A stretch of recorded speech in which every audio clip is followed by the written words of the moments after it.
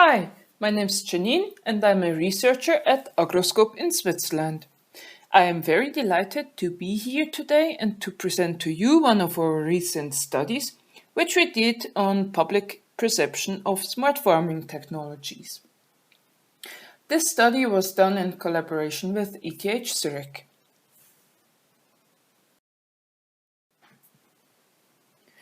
I am sure that you are all well aware that there's a lot of research on technology adoption, mostly looking into the factors that help or hinder the adoption of new technologies. Much less, however, is known about public perception of smart farming technologies. This may be surprising, as public acceptance can be a key element for the technology to be successful. Let's quickly think about gene technology, a very promising technology with a huge potential. A key barrier to the adoption of this technology is indeed public acceptance and a lack of trust in the technology. So this is why we set out to see how public perception of smart farming differs from traditional farming, which you can see here as a first aim of this study. As a second aim, we specifically looked into public perception of specific technologies, as the technologies which are available today are very heterogeneous, and we wanted to see whether there are specific differences in regard to which technology you look at. Now let's have a look at the survey design. We designed this study as an online study, which we conducted in the German-speaking parts of Switzerland in 2021. We used a convenience sample and recruited in total 287 individuals. For recruiting, we used a panel of individuals who took part in previous studies and indicated that they were willing to participate in future studies as well. Further, we sent direct invitations and used different social media channels to promote this study. On the right, you can see the survey design. So we started by introducing the study and collecting informed consent from participants. We then moved on to socio-demographic information and then dived right into the first block, where we asked participants about their perception of traditional and smart farming technologies.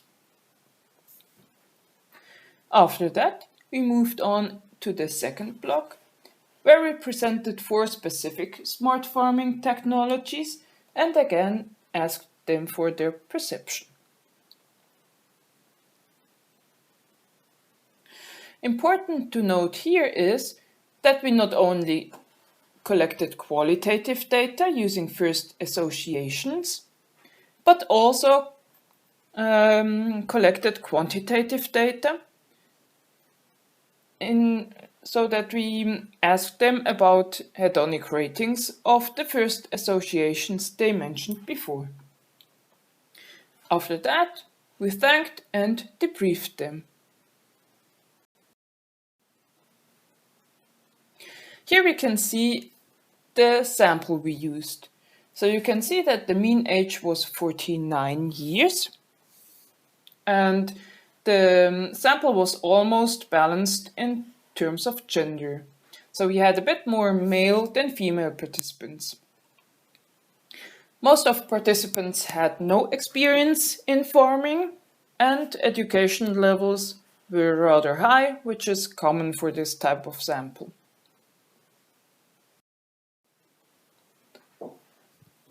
So let's see how we asked them about their perception of smart farming technologies. I put here the original text, but I translated it for you to follow. So we asked them, when you think about digital technologies in agriculture, what is the first association, word, picture, thought that comes to your mind? please name the first word that comes to your mind. So they were free to type whatever they thought of first. In the next step, we then collected quantitative data by providing them the word they typed in earlier, here in brackets, and then asked them whether this creates positive or negative feelings. So using this slider here from negative to neutral and positive, they could indicate whether they had positive or negative feelings about these associations they had with the technology. When we now look at the results here for traditional farming, we can see that in terms of mentions, 45 individuals mentioned specific tools like plow, harrow, or rake. Next, 35 participants mentioned workload, so things like handwork, hard work, work is intense, and 27 participants mentioned specific plants like vegetables, cereals, maize, or potatoes. In green, you see the mentions that were on average rated positively. In black are the neutral terms, and in red we have terms that were rated negatively. But you can see that the most frequently mentioned terms are quite positive or neutral. And here on the bottom, some mentions were negative, but these were not that frequent. Here we find things like chemistry, pesticides, or artificial fertilizer. Old, so they thought that these methods were inefficient or old-fashioned. And again, fertilizer and manure was rated rather negatively. When we now move on to smart farming, we can see that the picture is quite more positive. We almost only find green mentions. And I have to say that here we only depict the categories with 10 or more mentions to make it a bit easier to comprehend. So single mentions and mentions that were quite not that frequent are not shown here.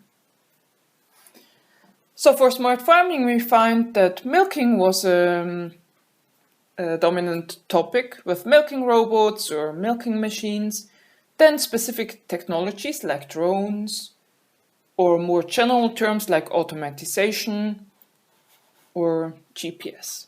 So they had quite a specific idea what smart farming is.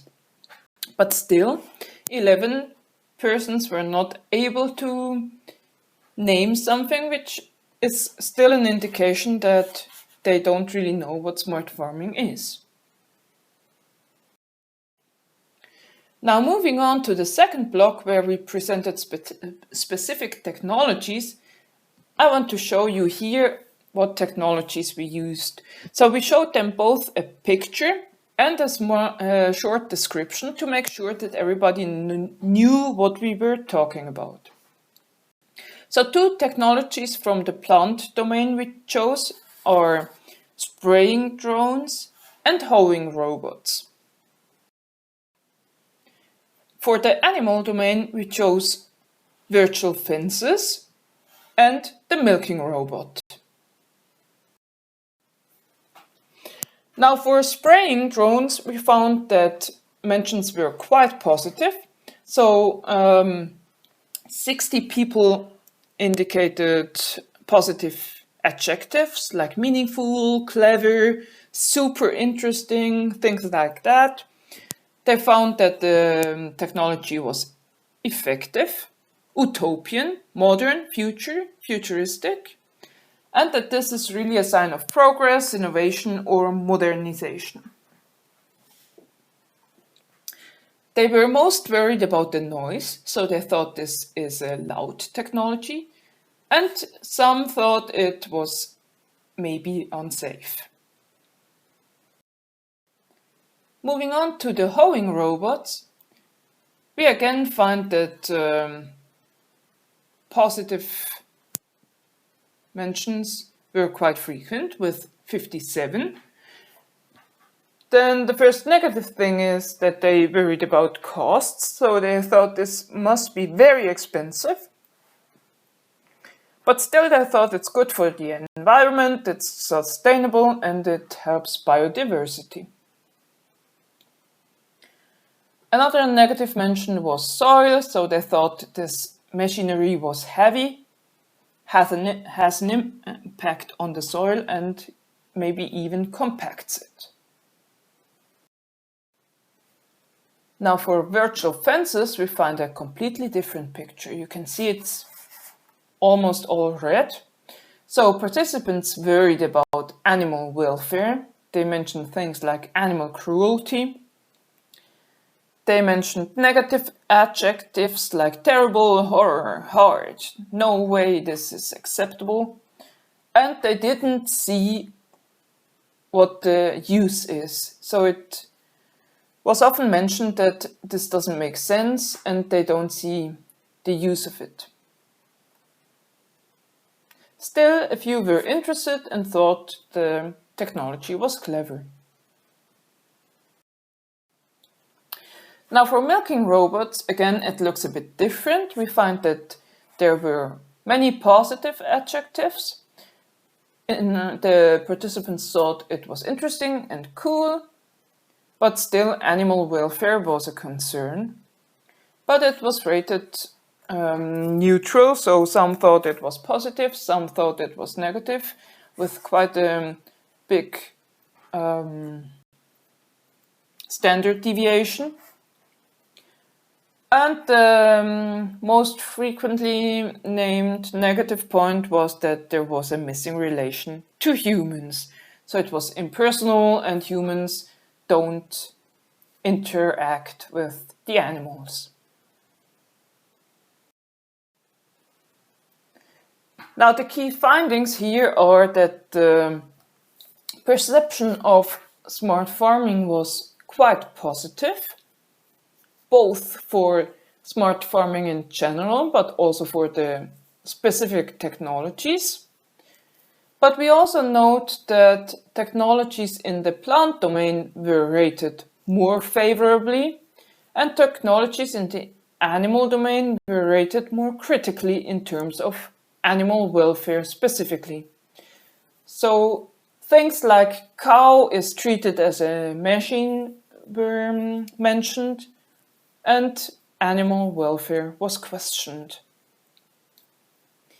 As an outlook, we think that these insights from this explorative study are very important for technology communication. When we think about the virtual fences, for instance, we see that the public doesn't know what it's used for.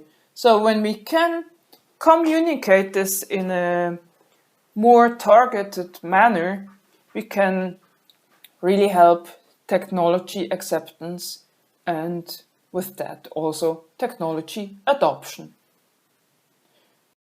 So with that, I thank you for your participation and I'm looking forward to answer possible questions you might have. And feel free to contact me through email as well. Thank you very much.